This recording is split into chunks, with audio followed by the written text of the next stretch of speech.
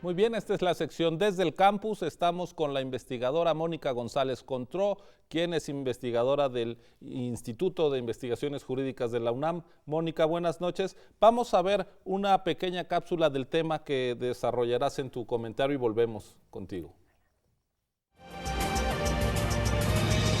Desde el Campus. En varios países de América Latina ha comenzado a abrirse el debate sobre la disminución de la edad para adquirir el derecho al voto. En la mayoría de los países de la región se alcanza a los 18 años de edad. La Convención sobre los Derechos del Niño señala que se entiende por niño a todo ser humano menor de 18 años de edad, salvo que en virtud de la ley que le sea aplicable haya alcanzado antes la mayoría de edad. Ello supone que es potestad de los estados determinar la edad en la que las personas adquieren la ciudadanía. Por ejemplo, desde hace algunos años, tanto en Cuba como en Nicaragua, se alcanza la titularidad de los derechos políticos a los 16 años. En otros estados que tienen una organización federal, la mayoría de edad varía entre las provincias, como es el caso de Argentina y Brasil. Los debates sobre la reducción de la edad de ciudadanía no son nuevos. En México, la Constitución de 1917 contemplaba la edad de ciudadanía a los 21 años, salvo para los varones casados que podían alcanzarla a los 18.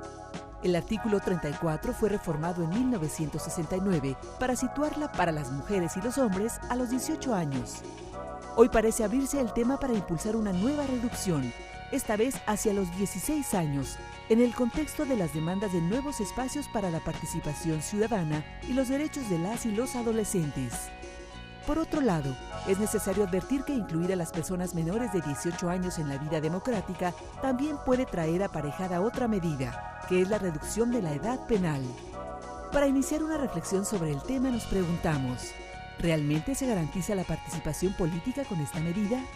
Especialmente en un contexto en el que cada vez más las y los ciudadanos parecen más desencantados con los sistemas de representación de los sistemas democráticos contemporáneos. ¿Y es necesario reducir la edad para adquirir el derecho al voto? Ese es el tema de esta noche en Desde el Campus.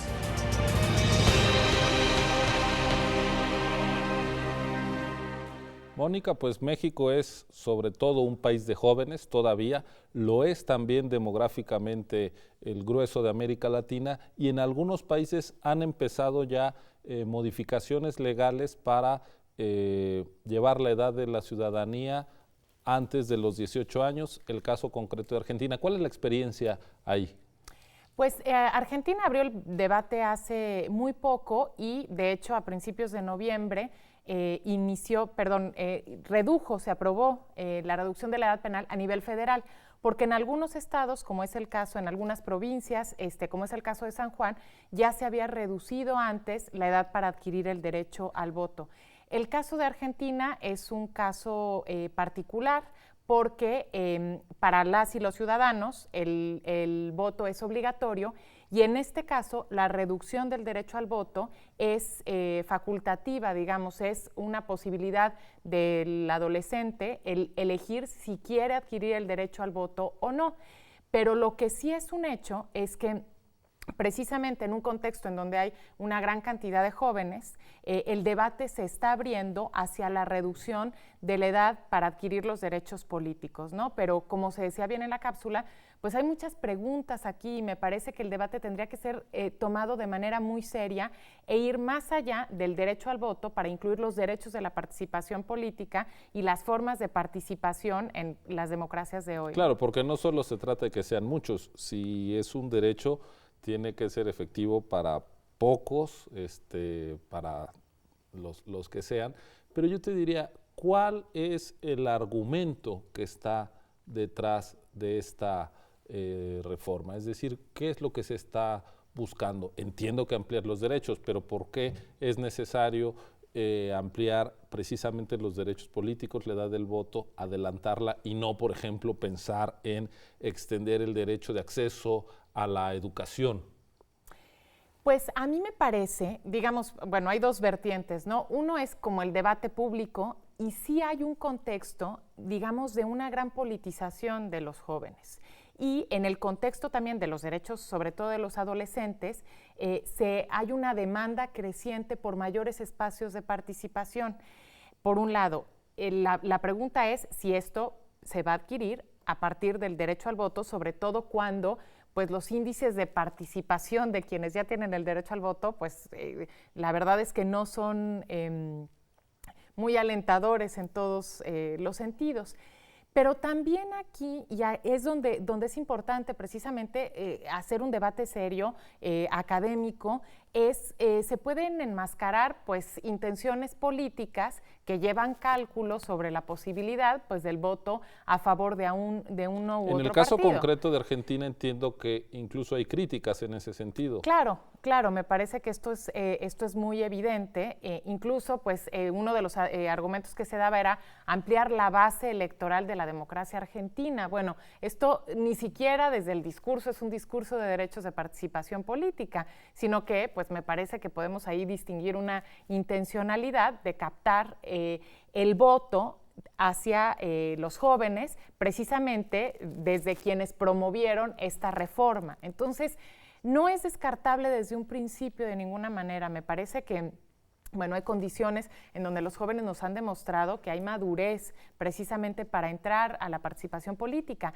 Lo único es que hay que dar el debate seriamente y desde luego haciendo participar a los jóvenes y teniendo muy en cuenta un fenómeno que ocurre, del cual hemos hablado también en otras ocasiones en el programa, que suele pasar que los jóvenes van a votar cuando estrenan su credencial o cuando estrenan el derecho y después no se vuelven a parar nunca en una casilla en las jornadas electorales. Entonces tendríamos que abrir el debate como mucho más a fondo hacia todo lo que es la participación política. Para que esto no sea una iniciativa, digamos, paternalista, implicaría ampliar también las responsabilidades. ¿Cuál es el componente de responsabilidades que se estaría ampliando para los jóvenes de darse una reforma de estas características? Claro, esto también es muy importante porque implicaría abrir el debate más allá y ver si lo que tenemos que hacer es, digamos, disminuir la edad de ciudadanía. Pero aquí tenemos un gran riesgo porque generalmente cuando se inician los debates sobre la reducción pues de la edad de protección de los derechos o de ciudadanía, generalmente se está pensando en la edad de imputación penal. Entonces, claro, también hay que tener ahí mucho cuidado porque ciertamente, aun cuando no hay derechos de participación política, sí tenemos un régimen jurídico especial hacia las personas menores de 18 años de edad que, como se decía también en la cápsula, incluye la Convención sobre los Derechos del Niño y un marco jurídico especial. Entonces hay que ser especialmente cuidadosos con eso y ver todas las aristas de la discusión y no centrarse únicamente precisamente como si el voto fuera la panacea de la participación política, que me parece que no lo es, pues ni para los jóvenes ni para los adultos. Porque una de las reformas a la Constitución recientes que se dirigen a los jóvenes, en el caso de México, tiene que ver con el bachillerato obligatorio, que según dice el transitorio constitucional, se estaría alcanzando dentro de 10 años, en el 2022, se publicó el decreto en enero de 2012, lo cual quiere decir que hasta los 18 años la actividad fundamental de las personas, de los jóvenes, adolescentes, es estar estudiando, con lo cual eventualmente habría que retrasar la edad de acceso al mercado de trabajo. Si estás teniendo este tipo de reformas para asegurar los derechos de formación de los jóvenes, quizá vaya un poco en contrasentido con la idea de adelantar el momento en que una persona es ciudadana adulta. Claro, en términos jurídicos. Sí, pero además también ahí tenemos una contradicción, me parece que aún más evidente. La edad para trabajar, o sea, la prohibición para trabajar en la Constitución está fijada a los 14 años. Entonces, no tenemos claramente una contradicción constitucional. Lo que tendríamos que hacer precisamente es, bueno, homologar la edad de admisión al empleo, que además según estándares internacionales tendría que estar a los 15 años, digamos como muy bajo, y homologarla a la edad de entrar al bachillerato y discutir la edad de la ciudadanía. Me parece que además desde la universidad no debe estar cerrado ningún debate, pero que sea precisamente un debate que considere todos los elementos que hay en juego y no únicamente estos, digamos, el tema político. Y el tema de la imputabilidad penal, desde luego, pues es muy importante porque generalmente los debates van hacia reducir la edad penal y no precisamente la participación. Y pues tenemos que abrirlo. A mí lo que me preocuparía sería que nos llegara por un oportunismo político una iniciativa de alguien que puede ver un beneficio y que definitivamente no sea sobre la base de debates que garanticen verdaderamente derechos humanos. Claro, tiene que ser un debate de fondo en términos de derechos y no una apuesta política de un actor en una coyuntura específica. Exactamente. Mónica, pues creo que es muy pertinente tu llamado. Estos temas tienen que ser discutidos. Tú lo estás haciendo y promoviendo el debate desde la universidad antes de que la coyuntura política nos lo ponga sobre la mesa. Como siempre, muchas gracias. Este es tu espacio y nos vemos muy pronto. Gracias. Esto ha sido Desde el Campus. Volvemos en unos segundos.